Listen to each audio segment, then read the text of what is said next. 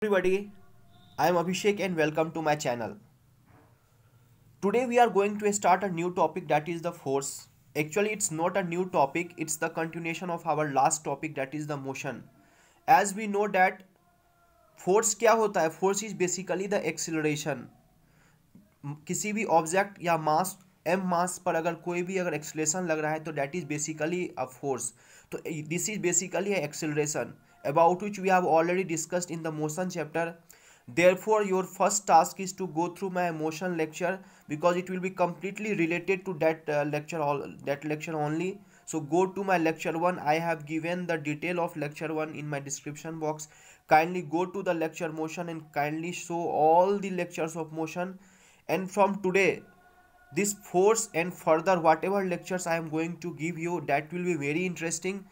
और आपके माइंड को कम्प्लीटली इसी लेक्चर्स पे रखना होगा क्योंकि इसमें समझने के लिए बहुत कुछ है. So let's start today. This chapter is force and laws of motion. इसका नाम फोर्स और लॉज ऑफ मोशन क्यों है? क्योंकि ये बेसिकली फोर्स जो होता है, force is the cause of motion. जो मोशन हो रहा है वो किसकी वजह से होता है? फोर्स की वजह से होता है. अब फोर्स की वजह से कुछ ना कुछ मोशन हुआ है, इट मीन्स दैट वो मोशन कई तरह के हो सकते हैं. उस मोशन में कई सारे लॉज हो सकते हैं. That we are going to discuss in this chapter simply. That's why the name is force and laws of motion caused by the force. Clear है concept? तो सबसे पहले we already know about the different type of force. Force क्या होता है उसको अगर define करना हुआ in your ninth class or 7th class, तो simply we can say that force is a type of push or pull. Push or pull. This push or pull. What this force can do, it can change or try to change the shape of the object or the state of rest or uniform motion of the object. So first try to listen the definition and I will explain it now. So force is simply a push or pull which will change or try to change the shape of the object और the state of rest और uniform motion of the object. ये जो second case है कि state of rest और uniform motion, I think that I need not to explain you about this as already I have discussed in the motion chapter कि acceleration की वजह से क्या होता है, फोर्स की वजह से क्या होता है, किसी भी मोशन पर क्या इसका इफेक्ट होता है. तो आपको याद होगा कि force, what force can do. If force is acting in the direction of motion, आप मोशन के आप मेरे मोशन के लेक्चर में जो आपको मिलेगा ये चीज, if force is acting in the direction of motion then what they can do, it will increase the speed. If force is acting in the direction of motion of the object, it will increases the speed or velocity. If force is acting opposite to the direction of motion, it will decreases the speed. Example भी दिया था मैंने आपको, एक frictional force है. अभी कोई भी ऑब्जेक्ट अगर मूव कर रही है अर्थ सरफेस पे, धीरे धीरे वो रुक क्यों जाती है? क्योंकि उसके अगेंस्ट में एक फोर्स लगता है, दैट इज फ्रिक्शनल फोर्स. उस फ्रिक्शनल फोर्स की वजह से as the direction of frictional force is opposite to the direction of motion, जिधर वो ऑब्जेक्ट मूव कर रही है उसके अपोजिट में वो फोर्स लगता है, जिसकी वजह से वो धीरे धीरे स्टॉप हो जाती है. इसका मतलब अगर फोर्स का direction opposite to the direction of motion हुआ तो उसका स्पीड डिक्रीज होने लग जाएगा.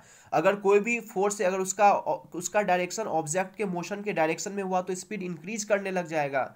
Already I have discussed those things. That's why I told you kindly go through my all lectures first. So force जो ये state of uniform motion का मतलब speed constant. This uniform motion, non-uniform motion, everything I have discussed. Uniform motion means अगर कोई object किसी speed से uniform means suppose 5 metre पर second से मूव कर रहा है. अगर आपने क्या किया, अगर एक फोर्स लगाना स्टार्ट किया जो कि उसी डायरेक्शन में हो, आप उसको और फोर्स लगाना स्टार्ट करो तो वो 5 मीटर पर सेकेंड से क्या होगा, इंक्रीज होता जाएगा स्पीड उसका क्योंकि यहाँ पर फोर्स का डायरेक्शन जो है वो ऑब्जेक्ट के डायरेक्शन में है. अगर उसके अपोजिट लगाना स्टार्ट किया तो उसका स्पीड घटता जाएगा.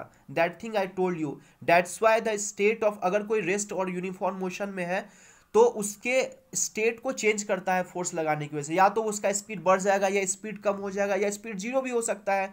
अगर आप ज़्यादा अपोजिट डायरेक्शन में फोर्स लगाओगे तो वो जीरो हो जाएगा स्पीड. इट मीन्स दैट, और कोई अगर रेस्ट में रखा हुआ है ऑब्जेक्ट, कहीं रखा हुआ है ऑब्जेक्ट, अगर इस पर फोर्स लगाना स्टार्ट करो तो पहले उसका स्पीड जीरो है, फ्रॉम द रेस्ट मतलब जीरो स्पीड पे है। अगर आपने उस पर एक फोर्स लगाना स्टार्ट किया, उसको आपने पुश किया, तो वो एक मोशन करना स्टार्ट करता है। तो वो रेस्ट के पोजीशन में था लेकिन वो एक मोशन के पोजीशन में आ गया।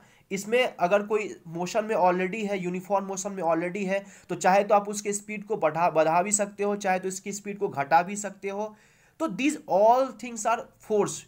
तो आपको ये चीज तो कंप्लीटली क्लियर होगा कि स्टेट ऑफ रेस्ट और यूनिफॉर्म मोशन, मोशन से रिलेटेड जो भी बातें हैं, I think it's very clear to you. मैंने सभी कुछ डिस्कस कर रखा है, kindly watch that only, you will understand those things. आपको एक चीज बस करना है, चेंज द शेप और try to changes the shape. ये भी आपको पता है कि अगर सपोज एक एग्जांपल हम लोग लेते हैं, क्ले है, क्ले में क्ले एक ऐसा है, अगर आप उसको फोर्स लगाना स्टार्ट करो तो वो क्या होगा, उसका शेप चेंज होता रहेगा। घर में अगर माँ अगर आटा गूंथती है तो आटा गूंथने में आप देखते हो कि फोर्स लगाती है हाथ से, तो उसकी वजह से उसका शेप क्या होता है, चेंज होता है। लेकिन अगर यहाँ पर कोई एक वॉल है, उस पे अगर आपने फोर्स लगाना स्टार्ट किया तो लगाने की वजह से आप कितना भी कर लो वो वॉल जगह से चेंज नहीं होगा, उसका शेप चेंजेस नहीं होगा। तो वहां पर what it is trying, this is आप उसको पुश कर रहे हो, पुश होने की वजह से आप उसके शेप को चेंज करने का ट्राई कर रहे हो लेकिन वो नहीं हो रहा है। This is also a force. आप फोर्स तो कुछ लगा रहे हो ना, तो फोर्स, तो इसका मतलब वो भी एक फोर्स है। तो फोर्स का बेसिकली क्या मतलब होता है कि दिस इज अ पुश और पुल।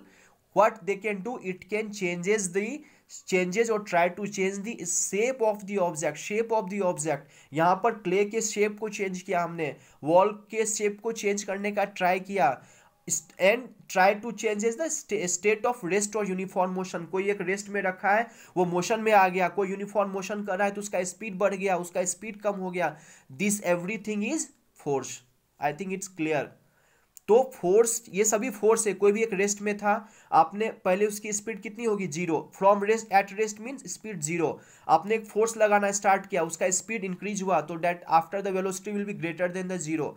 कोई एक ऑब्जेक्ट है वो यू स्पीड से मूव कर रहा है, कुछ इनिशियल स्पीड है, u is the initial speed, v is the final speed, ये सब बता चुका हूं मैं।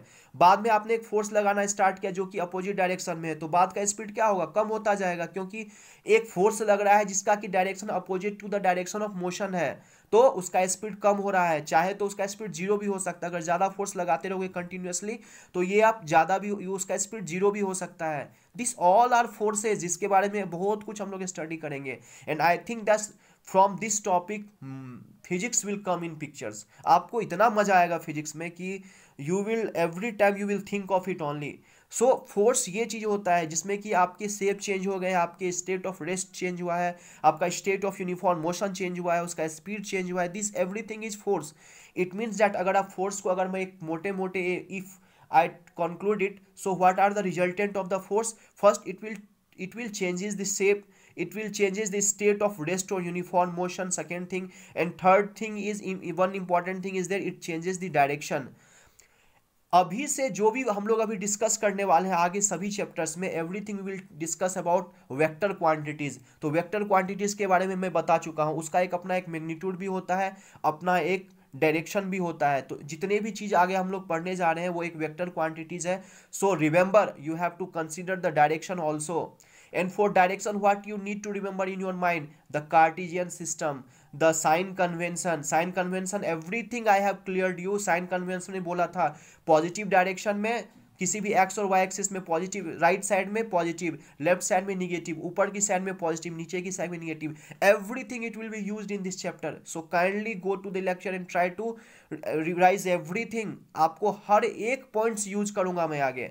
तो फोर्स में बेसिकली आपको बस इतना ही अभी डेफिनेशन समझना है, and we will talk about it, many things we will talk about it. Simply आपको समझना है कि force is simply a push और पुल, जिसमें कि shape of the object change हो रहा है, उसका स्टेट ऑफ रेस्ट और यूनिफॉर्म मोशन चेंज हो रहा है, और उसका चेंज ऑफ डायरेक्शन मतलब सपोज एक कर्व है, कर्व में कोई भी ऑब्जेक्ट ऐसे मूव कर रही है, आपने इस पे एक फोर्स लगा दिया इधर, तो ऑब्वियसली है कि उसकी वजह से उसका क्या होगा, कुछ ना कुछ डायरेक्शन चेंज होगा।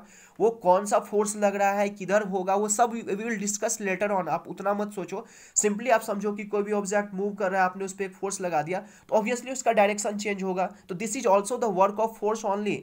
आपको एक चीज बस क्या याद रखना है कि in the uniform circular motion, जब भी एक सर्कुलर मोशन होता है, ऑब्जेक्ट सर्कुलर मोशन में मूव करता है, तो उस ऑब्जेक्ट पर एक सेंटर के डायरेक्शन में इंटरनल एक फोर्स लगता है, इनवर्ड एक फोर्स लगता है टुवर्ड्स द सेंटर। उस फोर्स को बोलते हैं centripetal force. You have to remember this thing.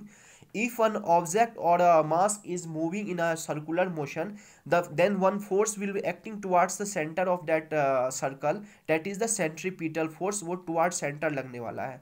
और एक फोर्स जो कि उस सेंटर से to away from the centre लगे उसको बोलते हैं सेंट्रीफ्यूगल फोर्स। ये क्यों बता रहा हूँ, आई विल टेल यू कि इस सेंट्रीफ्यूगल फोर्स होने की वजह से क्या होता है। ये जो कर्व ट्रैक है, इस पर कोई भी ऑब्जेक्ट ऐसे अगर मूव कर रहा है तो आप देखते हो कि जब भी टर्निंग पॉइंट्स आएगा तो आपको लगेगा मैं बाहर की तरफ, मुझे आप जैसे ही आप उसको घुमाओगे हैंडल को तो लगेगा कि बाहर की तरफ मैं चला जाऊंगा। That is basically centrifugal force. That's why I'm explaining you. So you keep in mind कि whenever there is a object in a circular motion, a force will be acting towards the center. जो center की तरफ लगेगा उसको बोलते हैं centripetal, और जो away from the center लगेगा उसको बोलते हैं centrifugal. I will stop my lecture today. Actually, my plan was to teach you about the system also, but it's enough. इतने देर का videos. You try to watch all the lectures of motion chapter first. Try to watch this lecture again.